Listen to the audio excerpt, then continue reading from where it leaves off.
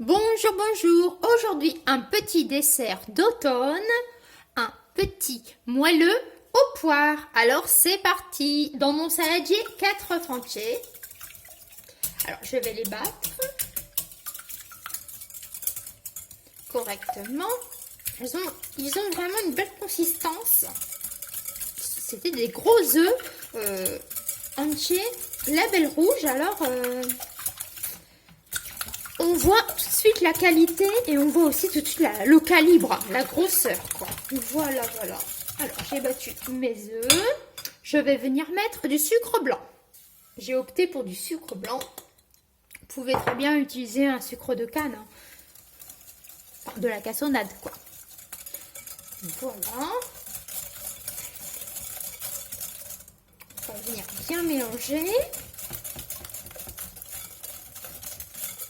C'est tout simple. Et c'est très bon.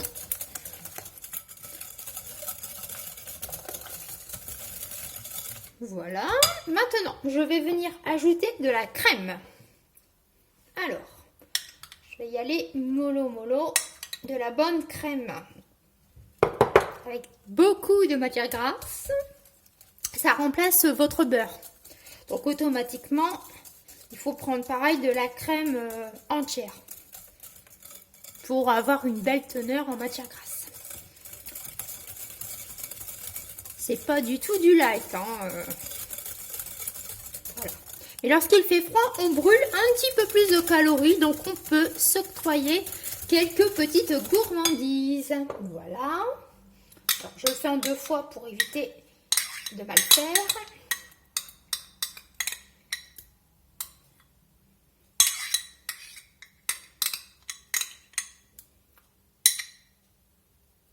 Voilà.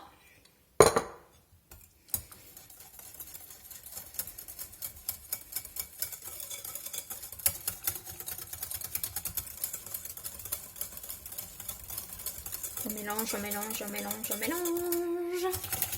Déjà, en faisant la recette, vous perdez quelques calories. Vous faites du sport. Donc après, vous avez bien le droit de manger une petite part. Voilà. Voilà ce que ça donne. Alors là, bien sûr, c'est assez liquide, hein, mais il ne faut pas avoir peur. Après, dans un petit récipient, j'ai posé ma farine et j'ai mis de la levure. Donc on va venir mélanger la farine et la levure. Voilà.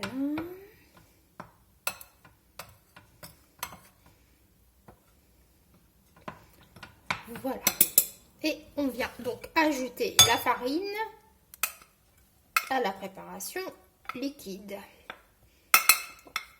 Pareil, je vais le faire en 2 fois.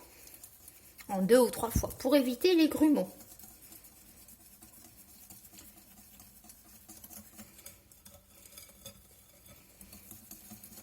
Mélange, mélange, mélange. Alors moi j'aime beaucoup la poire. Et lui aussi. En fait, on mange vraiment beaucoup de fruits et légumes. Donc, on n'est vraiment pas difficile. Même certains fruits exotiques, on est consommateur. Le plus difficile, c'est de les trouver en fait. Voilà. Donc, je viens donc mettre la deuxième partie de ma farine. Voilà, voilà. Toutes les quantités sont dans la barre de description, comme d'habitude. Alors, on mélange, on mélange, on mélange. Voilà. Alors, je vous propose donc ce petit dessert pour ce début d'automne. Voilà. Alors, on a encore de jolies journées. Le matin, il fait assez frais. Mais l'après-midi, le soleil vient quand même nous réchauffer.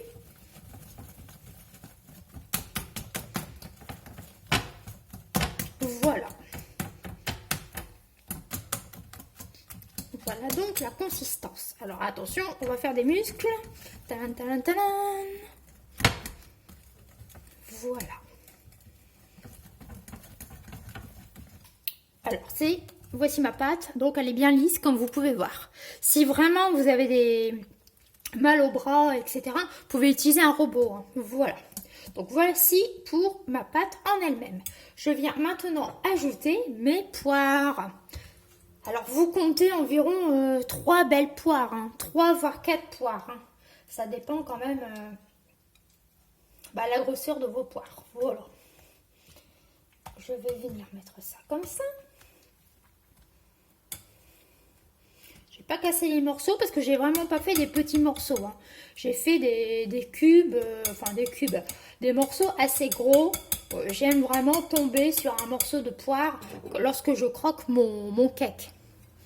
Enfin, mon petit gâteau. Voilà donc, la préparation est prête. Alors, vous pouvez mettre cela dans un moule à manquer. Après, vous pouvez aussi le mettre dans un moule à cake. Ou vous pouvez faire des petites portions, vous pouvez utiliser des moules à muffins. Enfin, tout dépend ce que vous avez envie de présenter, mais la base, elle est là, quoi. Moi, comme c'est l'automne, et oui, et moi j'adore l'automne. Enfin, toute l'année chez moi c'est l'automne, donc il vaut mieux apprécier cette saison. J'ai donc décidé de mettre dans un moule rond, parce que l'automne, c'est la saison des couronnes. Donc, même en cuisine, je vais faire des couronnes.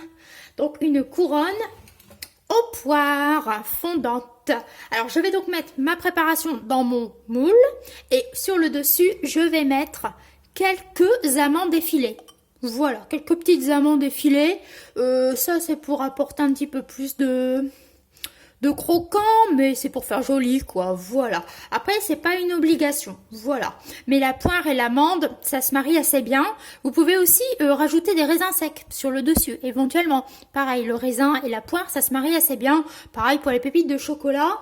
Mais moi, je vais rester très très classique. Poire et amande effilée. Voilà donc pour ma petite couronne de poire spéciale automne. J'espère que cette petite recette de dessert vous a plu. Et moi, je vous dis à très vite. Prenez soin de vous.